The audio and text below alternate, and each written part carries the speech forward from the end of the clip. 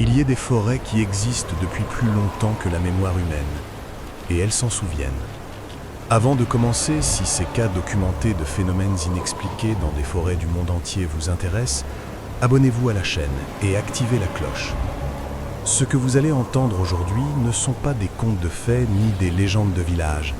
Ce sont des cas avec des dates, des noms, des photographies examinées par des agences de presse internationales, des déclarations de biologistes, des mesures électromagnétiques réalisées par des équipes universitaires. 4 forêts, 4 types de phénomènes entièrement distincts et une seule chose en commun. Après des décennies de recherche, personne n'a pu expliquer ce qui s'y passe. Au nord-ouest de la Roumanie, à 3 km seulement du centre de Cluj-Napoca, il y a une forêt que les habitants évitent. Elle s'appelle Oia Bașiu. Elle couvre 250 hectares de chênes et de hêtres. Elle est accessible en bus depuis le centre-ville et dans son intérieur, un biologiste du nom d'Alexandru Sift a consacré 10 ans de sa vie à documenter des phénomènes qu'il n'a jamais réussi à expliquer. Il y a des choses que la raison ne peut pas expliquer. Celle-ci en est une. Alexandru Sift était un biologiste rigoureux. Son approche de la forêt Oia Bașiu n'était pas celle d'un chasseur de fantômes, c'était celle d'un scientifique qui avait décidé d'appliquer la méthode scientifique à un lieu qui produisait des rapports cohérents et répétés depuis des générations. Il passa 10 ans à photographier la forêt dans toutes les conditions de lumière, à toutes les saisons, avec différents types de pellicules et d'équipements. Au bout de 10 ans, il avait produit plus de 60 000 photographies. Dans une proportion significative d'entre elles, il y avait des anomalies que ni lui ni les experts en photographie à qui il les soumit ne purent expliquer. Des formes lumineuses sans source identifiable, des silhouettes qui n'étaient présentes sur aucune autre image prise dans les mêmes conditions quelques secondes plus tôt ou plus tard, des distorsions géométriques dans des zones précises de la forêt, des images où la végétation présentait une fluorescence que l'œil nu n'avait pas perçue au moment de la prise de vue. Alexandru Sift n'était pas le seul à étudier la forêt. Au cours des années 1970 et 1980, des équipes de chercheurs allemands et français vinrent mesurer les anomalies électromagnétiques à Oia Bașiu. Les mesures confirmèrent des variations significatives du champ magnétique dans certaines zones de la forêt, notamment dans et alentour de la clairière centrale, l'ellipse parfaite d'environ 280 mètres de diamètre au cœur du bois où rien ne pousse. Ces variations n'avaient pas de source géologique évidente. Elles ne correspondaient pas à aucun gisement minéral connu dans la zone. Elles ne s'expliquaient pas par la topographie. Elles étaient simplement là. Voyez ce que dit Alexandru Sift dans les déclarations qu'il a laissées sur son travail dans la forêt Oia Bașiu, documentées dans les archives de recherche paranormale roumaines. J'ai commencé cette recherche comme un sceptique. Je voulais appliquer la méthode scientifique et trouver des explications rationnelles aux phénomènes rapportés. 10 ans plus tard, j'avais produit 60 000 photographies et je n'avais pas les explications que je cherchais. J'avais au contraire une documentation exhaustive d'anomalies que je ne savais pas expliquer. Les variations du champ magnétique que les équipes européennes ont mesurées sont réelles et répétables. La clairière, où rien ne pousse, est réelle et documentée par des dizaines d'analyses de sol. Les effets physiques que les visiteurs rapportent, les nausées, les éruptions cutanées, les brûlures inexpliquées sont réels et cohérents. Ce que je n'ai pas réussi à produire après 10 ans de travail, c'est une explication satisfaisante pour l'ensemble de ces phénomènes. La forêt Oia Bașiu contient quelque chose que la science n'a pas encore su nommer. Les effets physiques que mentionne Sift sont un des aspects les plus documentés et les plus difficiles à écarter du phénomène Oia Bașiu. Des visiteurs qui entrent dans la forêt en sortent régulièrement avec des brûlures chimiques sur la peau dans des zones du corps qui n'ont eu aucun contact avec aucune plante toxique identifiée. Des éruptions cutanées apparaissent dans les heures suivant la visite. Des nausées et des maux de tête sévères frappent des personnes en bonne santé qui n'avaient aucun symptôme avant d'entrer dans la forêt. La corrélation est suffisamment consistante pour que des médecins roumains aient commencé à documenter ces cas. L'explication la plus courante avancée est une exposition à des champs électromagnétiques anormalement intenses, mais la source de ces champs reste inconnue. Il y a aussi le cas d'une femme qui disparut dans la forêt et réapparut des semaines plus tard dans la clairière centrale avec dans sa poche une pièce de monnaie du XVe siècle. Elle n'avait aucune mémoire de l'endroit où elle avait été. Pour elle, seules quelques minutes s'étaient écoulées. La pièce de monnaie fut examinée et confirmée comme authentique. Personne ne sut d'où elle venait. Si ce récit vous captive, laissez un commentaire. Votre engagement m'aide à continuer. Et si Oyabachu est une forêt roumaine qui défie la science depuis des décennies, la forêt d'Epping en Angleterre défie l'explication depuis des siècles. Elle est l'une des plus anciennes forêts royales d'Angleterre, utilisée comme territoire de chasse par les rois anglais depuis le XIe siècle. Et elle est hantée de personnages qui refusent de partir. La forêt d'Epping couvre environ 2400 hectares à la périphérie nord-est de Londres, dans l'Essex. Elle est gérée par la City Corporation of London depuis 1878. Des millions de personnes la visitent chaque année. Des cyclistes, des randonneurs, des familles en week-end. Et depuis des siècles, certains d'entre eux en ressortent avec des histoires qu'ils ne savent pas comment raconter. Il y a des choses que la raison ne peut expliquer. Celle-ci en est une. Dick Turpin était un voleur de grand chemin du XVIIIe siècle qui opérait dans la région d'Epping. Il fut pendu à York en 1739. Sa réputation romantisée comme bandit de grand chemin est ancrée dans la tradition populaire anglaise. Et selon de dizaines de témoignages indépendants, répartis sur plus de 2 siècles et couvrant des périodes où le témoignage précédent n'était pas connu au témoin suivant, Dick Turpin est toujours dans la forêt d'Epping. Des cyclistes décrivent une figure à cheval qui surgit d'un côté du chemin et disparaît dans les arbres trop vite pour que leurs yeux puissent en saisir le détail. Des randonneurs décrivent entendre des sabots sur le chemin derrière eux et, en se retournant, ne voir que le sentier vide. Des témoins plus directs décrivent une figure masculine en vêtements de XVIIIe siècle, status dans les sous-bois, qui disparaît quand ils cherchent à la regarder en face. Mais c'est une autre présence dans la forêt d'Epping qui a généré les témoignages les plus nombreux et les plus cohérents. La Dame Blanche. Une femme en robe blanche du XVIIe siècle vue marcher sur les sentiers de la forêt, en particulier autour de la zone connue comme High Beach. Elle est décrite toujours de la même manière par des témoins qui ne se connaissent pas. Une femme en robe blanche longue, aux cheveux noirs, qui marche lentement sur le chemin, tourne parfois la tête pour regarder ceux qui la croisent et disparaît au tournant d'une courbe ou entre les arbres. Aucun costume, aucune mise en scène, aucune reconstitution historique n'a jamais été organisée dans cette zone. Les témoignages arrivent de personnes qui n'ont rien à gagner à les rapporter. Voyez ce que dit un randonneur qui a rencontré la Dame Blanche sur le chemin de High Beach, dans un témoignage recueilli par des investigateurs paranormaux au Royaume-Uni. Il était aux alentours de 16 heures. La lumière était bonne, le ciel était couvert, mais il faisait parfaitement clair. Je marchais sur le chemin qui descend vers High Beach, quand j'ai vu une femme devant moi à une 50aine de mètres. Elle marchait dans la même direction que moi, dans une robe blanche qui me semblait inhabituellement longue pour une randonnée. Je me suis dit qu'elle était peut-être en costume pour quelque chose. Je me suis arrêté pour vérifier mon téléphone. Quand j'ai relevé les yeux, à peine 30 secondes plus tard, elle n'était plus là. Le chemin était droit devant moi au moins 200 mètres. Il n'y avait nulle part où disparaître en 30 secondes. J'ai continué jusqu'à l'endroit où je l'avais vue, rien. Pas de traces, pas de chemin latéral. Le sentier était le même avant et après. Elle était simplement partie. La zone de High Beach présente aussi un phénomène plus mesurable. Les appareils électroniques y tombent en panne sans cause identifiable. Des téléphones qui se déchargent en quelques minutes. Des GPS qui perdent le signal dans une zone où ils devraient être parfaitement disponibles. Des caméras qui s'éteignent. Des enquêteurs paranormaux qui viennent équipés d'enregistreurs EMF documentent régulièrement des pics de champs électromagnétiques dans cette zone que la géologie et l'infrastructure locale n'expliquent pas. La forêt d'Epping est à moins d'1 heure de Londres en métro, et elle cache quelque chose que ni l'urbanisation autour d'elle, ni les siècles qui ont passé n'ont réussi à chasser.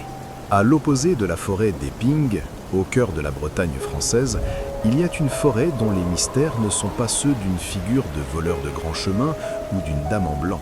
Les mystères de Brocéliande sont ceux d'une forêt qui existait avant les récits qui l'entourent et qui continue à produire des phénomènes que ces récits n'expliquent pas entièrement. La forêt de Paimpont, connue depuis le Moyen-Âge sous le nom de Brocéliande, couvre environ 9000 hectares dans le département d'Ille-et-Vilaine, à l'ouest de Rennes. C'est l'une des plus grandes forêts de Bretagne. Dans la tradition arthurienne médiévale, Brocéliande était la forêt magique où Merlin était enterré, où Viviane gardait Lancelot, où les chevaliers de la table ronde venaient chercher des aventures surnaturelles. Ces textes sont de fiction, mais la forêt est réelle, et les phénomènes qui sont documentés depuis des siècles ne sont pas entièrement fictifs.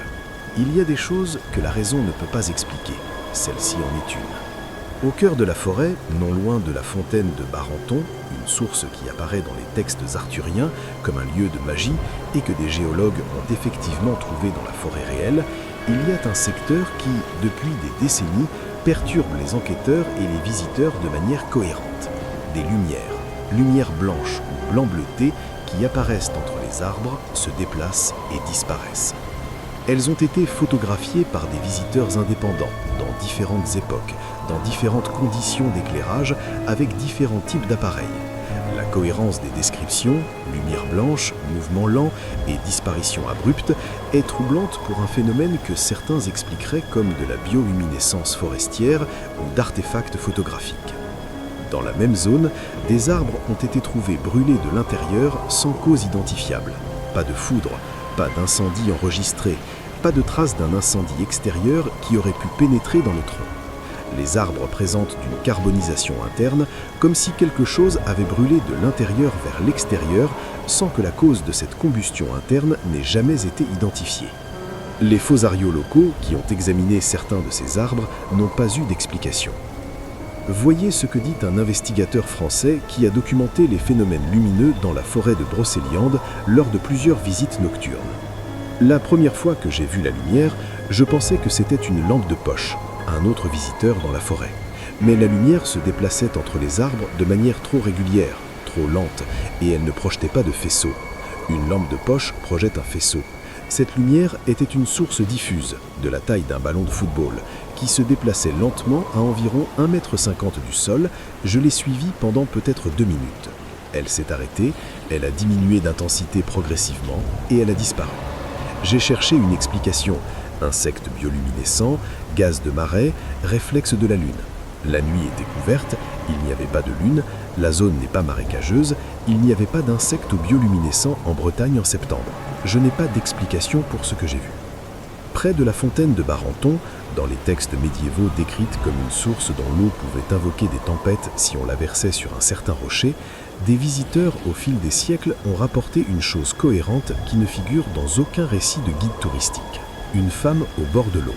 Pas dramatique, pas menaçante, simplement présente. Une femme en vêtements anciens, assise ou debout au bord de la fontaine, qui disparaît quand on s'approche. Le nombre de témoignages indépendants qui décrivent ce même figure sur des siècles de documentation est difficile à attribuer à la suggestion ou à la fiction.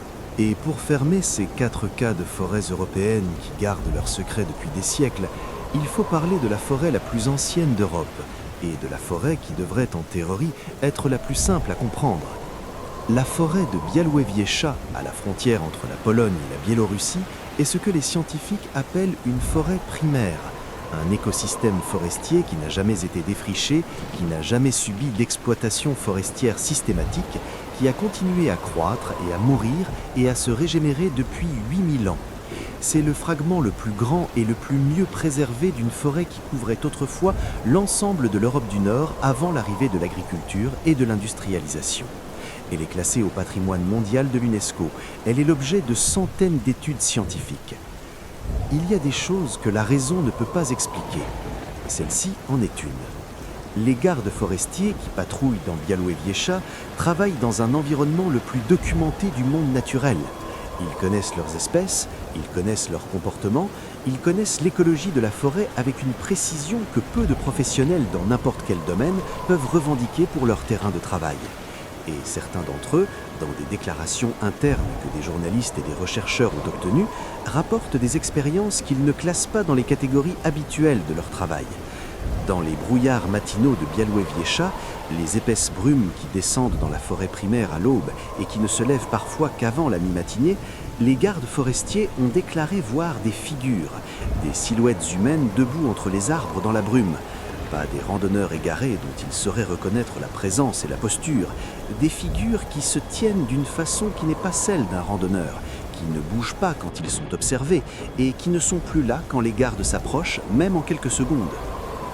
Voyez ce que dit un garde forestier polonais de Białowieża dans un témoignage recueilli par un journaliste d'investigation lors d'une enquête sur les phénomènes inhabituels dans la forêt. « Je travaille ici depuis 22 ans. Je connais cette forêt mieux que je ne connais ma propre maison. Quand je dis que j'ai vu quelque chose que je ne comprends pas, je ne le dis pas à la légère. C'était un matin de novembre, la brume était très faible. Je patrouillais sur un secteur que je connais par cœur. J'ai vu une silhouette entre les arbres, à peut-être 30 mètres, grande, immobile. Je me suis arrêté. J'ai regardé peut-être 20 secondes. La silhouette ne bougeait pas. J'ai fait 3 pas dans sa direction. Quand j'ai regardé de nouveau, il n'y avait rien. Pas de traces dans le sol humide. Rien. J'ai rapporté l'incident dans mon journal de bord interne. Ce n'était pas la première fois que cela m'arrivait dans cette forêt, et je sais que d'autres gardes ont eu des expériences similaires. Mais ce qui perturbe peut-être les biologistes qui travaillent à Białowieża n'est pas ce que voient les gardes dans le brouillard. C'est le comportement des animaux. La forêt abrite la plus grande population de bisons d'Europe, ainsi que des loups, des lynx et des cervidés. Ces animaux sont étudiés, suivis, observés. Et les chercheurs ont documenté quelque chose d'inhabituel. Dans certaines zones spécifiques de la forêt, des zones qui ne présentent pas de caractéristiques géographiques ou écologiques particulières, pas de prédateurs dominants, pas de perturbations humaines, les animaux n'y vont pas. Les bisons, qui pèsent entre 400 et 900 kg et n'ont pas de prédateurs naturels dans cette forêt, évitent certaines zones avec une constance qui ne correspond à aucun facteur environnemental identifié. Les loups, dont le territoire couvre de vastes étendues, contournent systématiquement les mêmes zones. Les cervidés, qui devraient trouver une nourriture abondante dans ces secteurs, n'y vont pas. Les biologistes n'ont pas d'explication. La forêt de Białowieża est une des zones naturelles les plus étudiées d'Europe. Et à l'intérieur de cet écosystème documenté avec une précision que peu d'endroits sur la Terre peuvent égaler, il y a des zones que les animaux et les gardes forestiers ont apprises à éviter, séparément et pour des raisons différentes. Ce que contiennent ces zones reste pour l'instant sans réponse. 4 forêts, 4 continents. Des phénomènes documentés par des biologistes, des militaires, des gardes forestiers et des investigateurs indépendants. Si vous avez regardé jusqu'ici, laissez un commentaire avec la forêt qui vous a le plus troublé. Royabachu et ses anomalies inexpliquées, la Dame blanche d'Epping, les lumières de Brocéliande ou les zones que les animaux de Białowieża refusent de traverser. On se retrouve au prochain épisode.